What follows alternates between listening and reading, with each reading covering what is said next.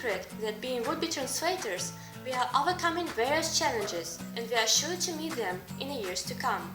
While in the university, we are rehearsing our communication skills in a safe environment and trying not to be innocent and shell-shocked translators. The argument goes that, even struggling with deadlines, coming up with as many ideas as possible, and learning Bible words, after the graduation, we tend to fall into the trap of distracted listening, listen with half an ear, and have so much difficulties remembering information. Today, our ultimate goals are to decide what difficulties we are facing as translators and suggest a problem-solving strategy for them.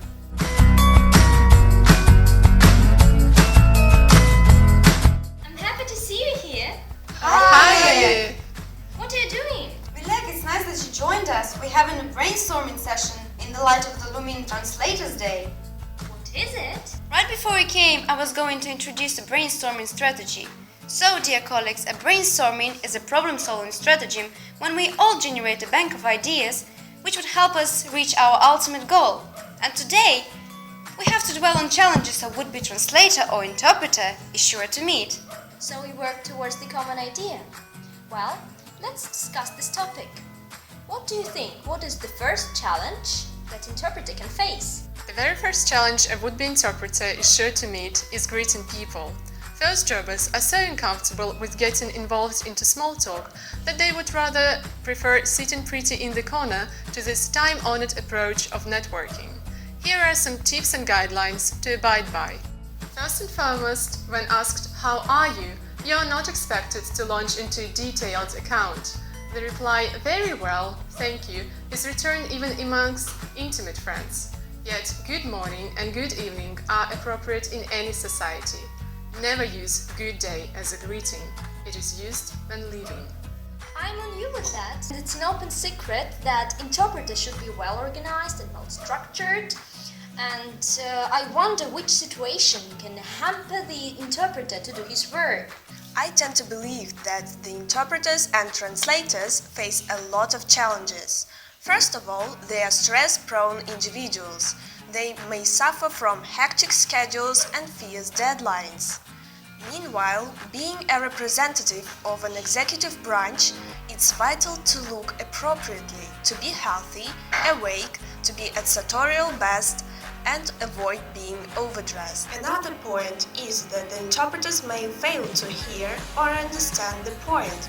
Still, they should learn to deal with these challenging frameworks. Thank you, Albina, for providing thought-provoking arguments that would certainly help a would-be translator to cope with any challenge.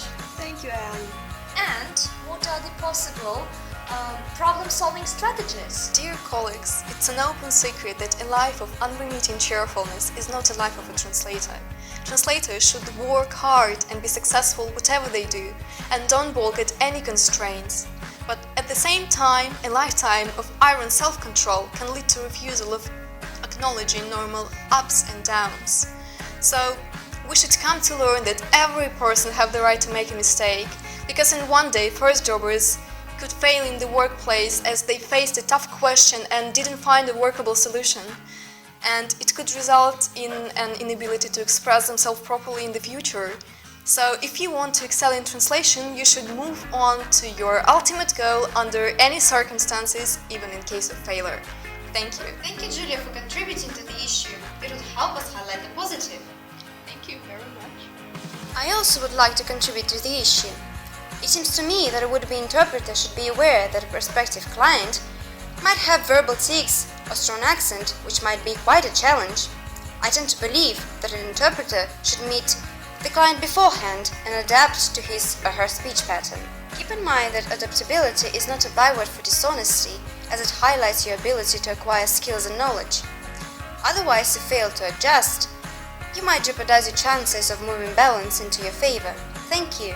Thank you very much for your thought-provoking ideas. I tend to believe that these brief tips and guidelines can be beneficial for would-be translators. Thank you.